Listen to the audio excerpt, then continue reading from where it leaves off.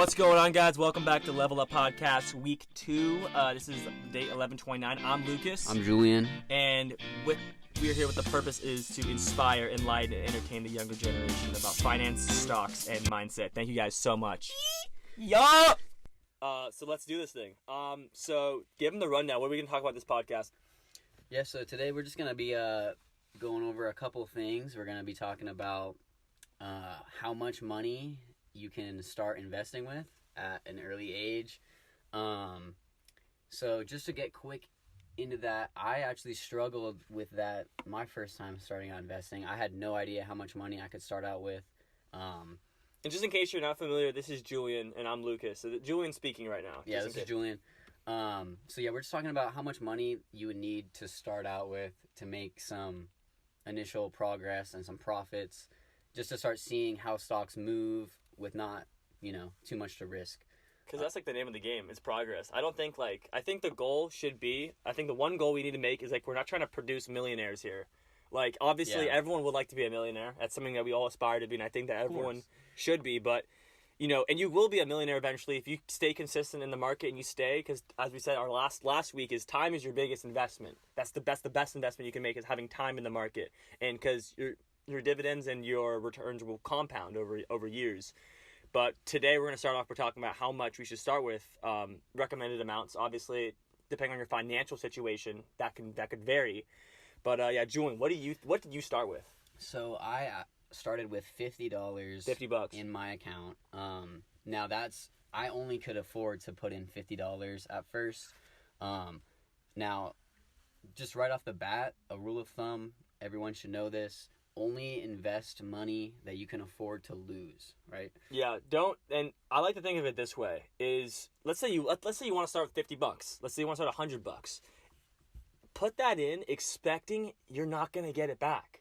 Yeah. Literally, don't even bother with money that you need at the time. Let's say you have $700 in your savings account. Start with $50. Put $50 in. That's like going to the store on Black Friday, buying a pair of pants and a T-shirt. Boom, that's it. Actually, a pair of pants like $45. So, but that you weren't gonna get that money back anyway. So just start with that. Mm-hmm. And totally be prepared to completely lose that initial investment, because that's what happened to me. And it's that initial loss and seeing, what you did wrong, what you did well with that money initially is crucial learning lessons for the future of your investing. Yeah, I mean, honestly, it's better to lose it all in the beginning so you know what loss feels like, and then you're staring at a red screen with all the negative 55%, because then you realize, oh, okay, this is what losing feels like, and I could lose a lot more money, but I only lost $50 or $100 or $50 of $100 or 20, whatever it may be, right, in the ratio. So it's really important. I started paper trading way before I got into it. I really wanted to invest early, so I started paper trading. So I had some good experience, and that's how I pitched it to my parents when I turned 18 to get my investment account. Because obviously I'm 18, I can make my own decisions, but I want to have my parents on my side, and they're like, "Well, you did a good job, investing 100,000 fake dollars for 6-7 months in a bull market. So yeah, you can open up your account." And I opened my account I turned 18 March 21st, and then market was at a low this year on March 23rd, 24th. I bought in at the lowest point in the market with $150. I put $150 in. And I think any amount that you feel that you don't need, like Julian was saying, at the time he could only put $50 in. There's no shame in that because you worked your way up. The money will eventually make itself over in the long run. So in a week, don't expect to make your money back in a week. Yeah. And I think what he just brought up, paper trading, if you guys aren't familiar with that term. Oh, I didn't know that. It's basically just kind of imaginary money. You have $1 million or whatever, and you have that money to play around with and throw that into the market and see what happens. And that's actually a really good idea to start doing before you even put $50 in. Start with a paper trading account. Imagine you have $100,000 to $1 million and buy all the companies and see what happens and really learn from those experiences. And then when you feel comfortable with your paper trading skills, you move into real money and then start small, and next thing you know, you work your way up. Yeah, I mean, paper trading is the way to go for anyone that's listening that's under 18 that can't invest in the market. I mean, I heavily, heavily recommend anyone can open up an account. You can be 5 years old and you can start doing it. It doesn't really matter.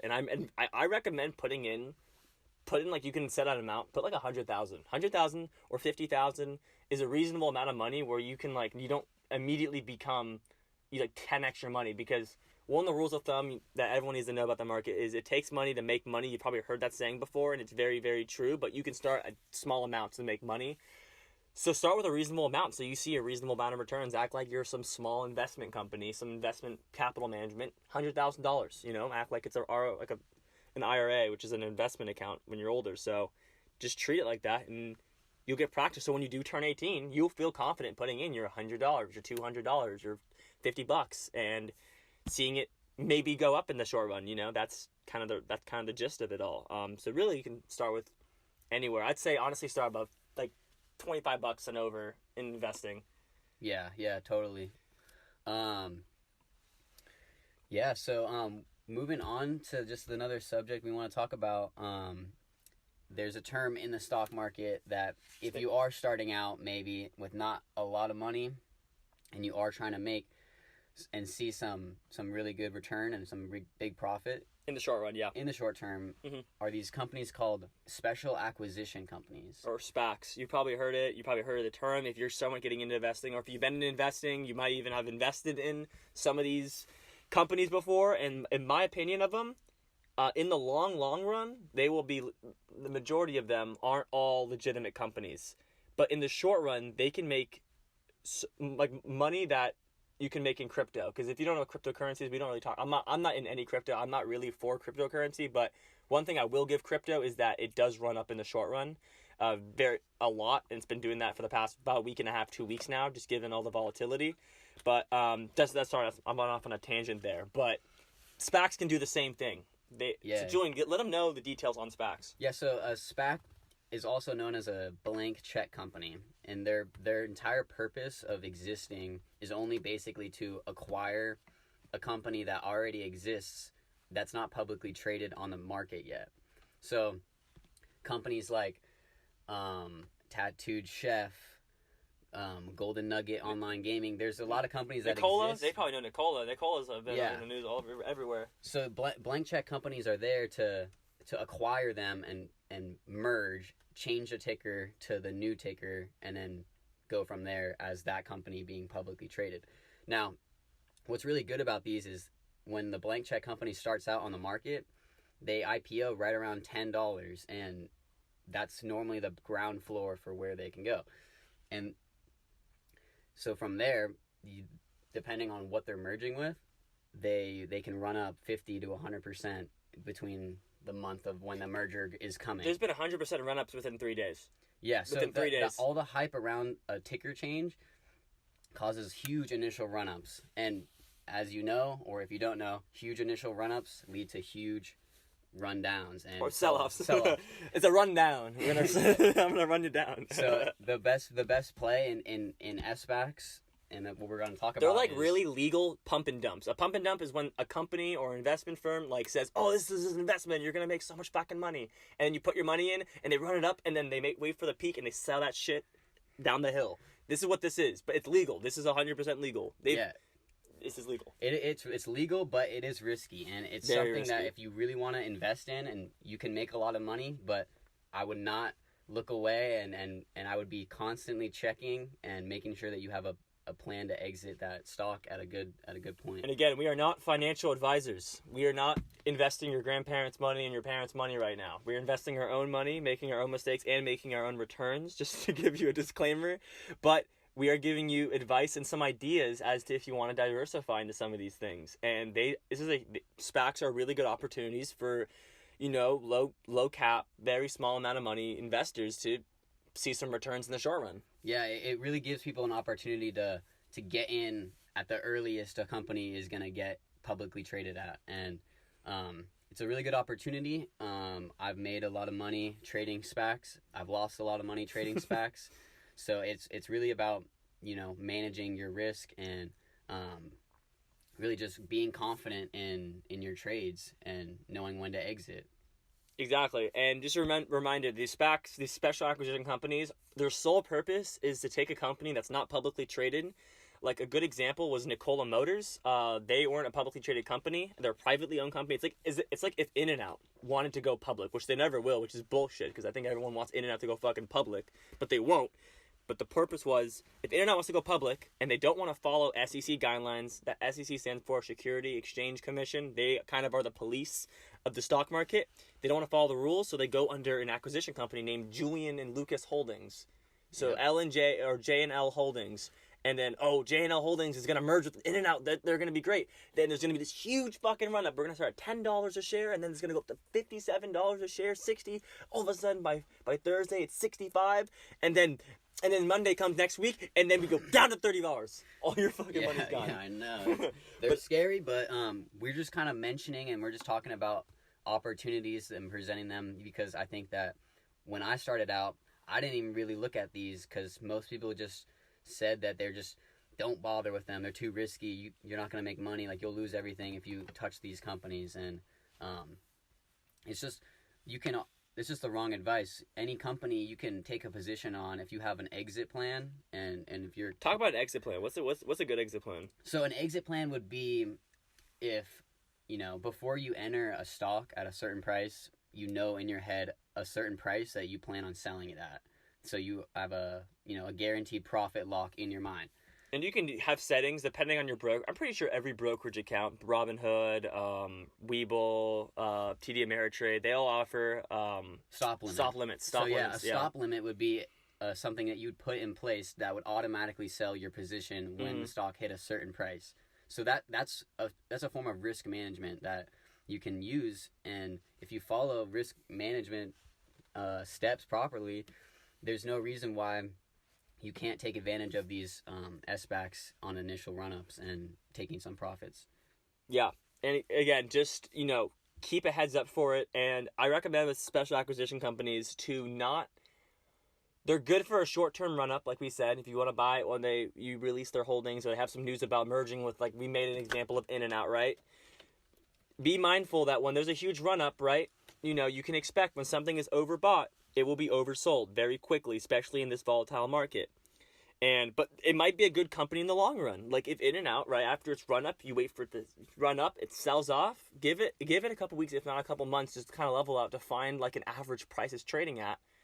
And kind of, in a couple later podcasts, I'll talk about value investing techniques and growth. What a growth stock is, what a value stock is, because that might be a good company to hold for a long run. But special acquisitions are not long holds if you're looking for that run-up. The run-up is definitely a buy and sell opportunity.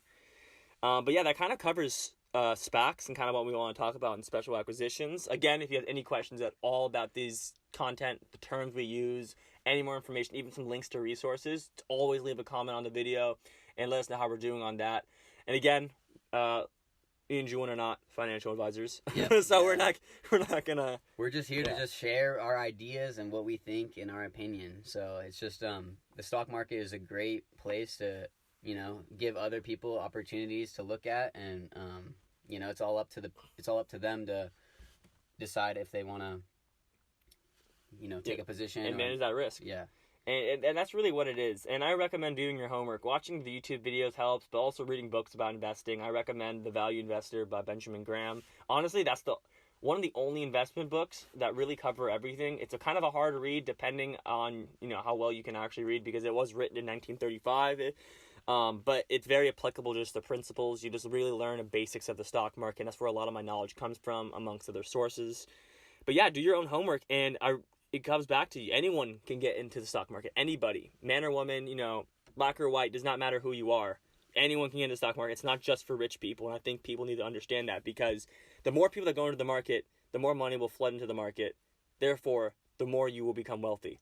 It's everyone benefits when everyone joins, and we've seen that in this pandemic. Like, the retail investors are like people like us, people listening to us, people like Julian and I. We're retail investors. We just kind of just people with our own money put money in. It's not institutions. And before, it was 85% institutionally owned. 85% of all the stocks owned were institutions, like JP Morgan, Chase, the banks, the investment firms, the people that basically fucked the economy in 2008 were the 85% institutions. And now it's decreased. They're still majority owned institutionally, but because of this knowledge and this pandemic, I think a lot of people wanted to invest. These Robinhood investors. Mm-hmm. That's kind of what they call us. Yeah. So yeah, we're just gonna move on to our favorite section of the podcast where we talk about what stocks we're looking at and what's on our watch list. Yeah. Overall market outlook. We're gonna be talking about that. Just going into it last week, if you were listening to our picks, we went over Corsair Gaming. We went over Palantir Technologies. Mm-hmm. And wait, did we go over Palantir? I think I covered that one. Okay. PLTR. These are Julian's picks from last week, by the way. Both those companies had great weeks. If you got in on Monday, right now they Friday we had a little bit of a sell-off, but that's what Fridays are for. Corsair going into the holiday season, I think leading up to Black Friday was a big catalyst. Huge catalyst. I didn't really think about, but we were seeing over like a 50% growth in that stock just this month. And I love Corsair Gaming. I think that company is going to be huge in a couple months.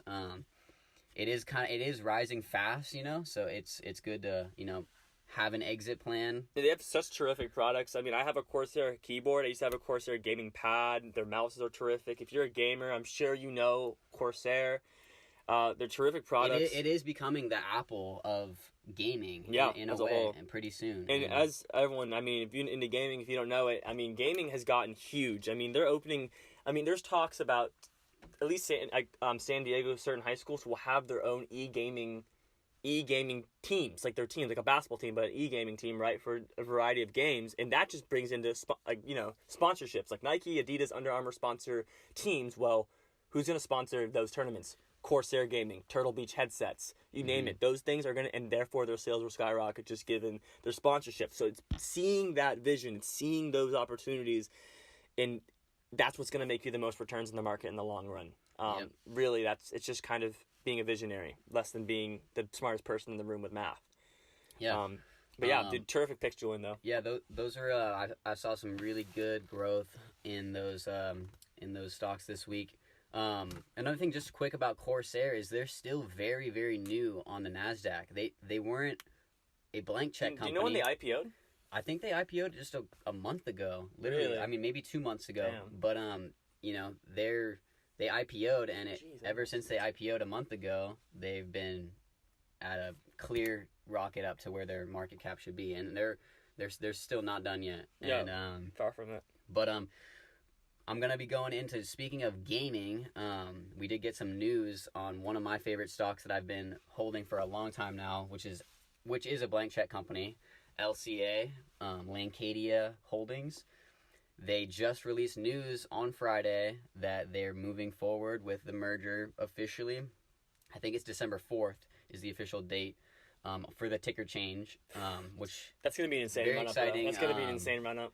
It's right now we're looking at a ticker change from LCA to GNOG for golden. such a good ticker for golden nugget. But it's if you look at DraftKings, they're probably the only real competitor in that iGaming online gambling industry, and it's only growing. And you can see that DraftKings is pushing $50 a share. They're at $50 a share, yeah. That's what I'm saying. And LCA is hovering right at 20, and there's still a lot more to go. This week they were up like what, 13%, 14% as a whole? Yeah, so my plan on LCA is I'm gonna sell it right when I think that it's the maximum hype is hit before the ticker change, and I'm gonna sell it right before the ticker change. Because I'm not going to risk it going down. That's how, yeah. I'm playing an option on it, so I'm very excited for LCA this week. Mic drop. But anyways, that's a good point. But the goal is you don't, you've heard the term buy low and sell high. Like, it's nearly impossible for you to buy a stock at its lowest or right before hype and then sell right at the peak. That should not be your goal from my personal experience. Let's say, for example, we're going to go with Lancadia Holdings, LCA, which will change to the ticker GNOG. It's at 20 right now, right? Yeah. I think I bought mine at like $15 a share, all right? So let's say it's $20 a share. I'm at 15, right? If let's say it runs up $45 a share, $50, you can sell it at 44. Sell it for, you might be risking, it's going to go up to 60, blah, blah. But that's where that greed comes in. I like to say, be selfish when others are greedy, and be greedy when others are selfish. Or wait, what's this? What's this? Warren Buffett said, basically, when something's getting completely overbought, it's a good time to sell out, because you know what? You're still making a really nice return on your money. And when it's completely oversold, it's almost guaranteed you'll get your money back if you buy then. And that's kind of what Julian, to summarize your play. Yeah, in layman's terms. If you are long and you really think that and I am long on LCA, not specifically on my trade, but the company in general, you can buy in initially, sell out at the hype run up, and then wait for it to cool off, finding a good, it'll cool off when the ticker changes, and then you find a good spot you want to get in right there, and then you can hold that for as long as you want, years to come. But we're talking about just specifically when there's a merger happening. It is very volatile, and if you are playing options, it's almost a must to sell out before the ticker change. Yeah. But yeah. Yeah. But then again, we have no idea what this price target's going to hit. We just do know that it's almost guaranteed that it will run up when a ticker changes. It's just how it goes. We've just seen that every single time on every merger in our very, very brief periods in the market. And we happen to be beginning traders in a market that's full of these special acquisition companies, which I think they're eventually going to be no longer available to the market. I think they will become illegal in about 5 years, 4 years, maybe even less. So it's really important to, get in on it while you can. But then again, there's always going to be opportunities to buy in. And by the way, my saying that Warren Buffett, I misquoted him. It's be greedy, basically, when others are fearful, and be fearful when others are greedy. Sorry, I had to make sure to correct that. I don't want to misquote the GOAT. Great quote. Anyways, that's Julian's stock pick for the week. Those are mine for the week, yeah. So summarize it really quick. Which company? It was my main focus this week is purely on LCA. I've got a really big stake in that company, so I'm really watching for their run up this week, and that's really all I'm looking for. Yeah, another thing is, like, when we make stock recommendations at the end of the week, we more or less will have ownership in the companies, in terms of, like, we'll have stock, in the company. We don't really want to recommend stuff that we're not investing in. That's just being fake. Like, we don't want to do that, because there's other guys out there, stock investing guys on YouTube, that will invest companies that they're not even in, or that they are in, they want to see a run up in. But really, we're just trying to help you guys make money along the way with us. Yeah, we're just telling you what we're doing. Just taking you guys along to, just see how we. Yeah, but then again, we're no messiahs. We're not going to part the sea. We're not going to. Not yet. Not yet. It's coming though. It's coming. But anyways, that's Julian's pick for the week. My pick for the week is, I had it written down. Well, I was going to talk about my picks from last week. I chose ELY, which is Callaway Golf. They went up about 5% in the beginning of the week, and they held 2% overall. They had a nice little run up, and then they sold off a little bit by near the end of the week, which usually kind of happens around Thursday or Friday.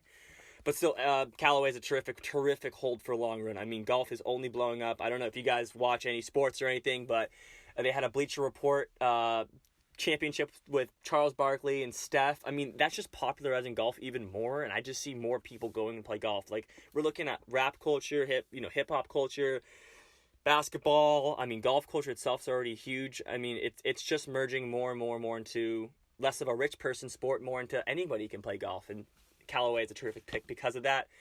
And I did Pacific Gas and Electric, it's PCG is the ticker last week. It's a good 5% week and another terrific hold. A lot of times, compared to Julian, I pick a lot of long-term, several-month holds.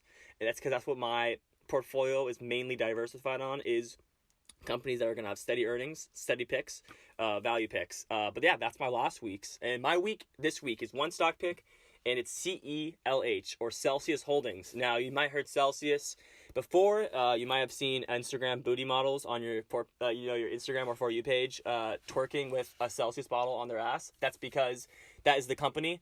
And if you invest in this company over the long run, I'm sure you'll make more money than the girl getting half naked promoting that stock, or promoting that bottle of energy drink. It's a really good company. I really like them a lot. They were a SPAC before the SPACs were popular.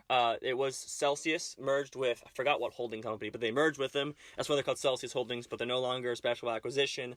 They're a 100% legitimate company on the SEC stock market, NASDAQ, and they're just terrific company. They had an 8%. They were up 8% on Friday. And then they went from 35 down to 30, then a nice sell-off, and I bought right back in at $30.20. Then now they're up to $32 a share, and I think that we have probably another 10 to 15% more to go up before it sells down a little bit more. But again, another really good long-term, terrific earnings over the long run. They're keeping their debt-to-asset ratio very low, keeping assets high. So you can check them all out. That's the ticker CELH, Celsius Holdings, and Julian's was LCA, Lancadia Holdings. So yeah, guys, thank you guys so much for tuning in this week to this podcast. We hope we helped you guys to understand about the market a little bit more, and we give you guys some motivation to go on throughout the week. So this has been Lucas. Take care. We out.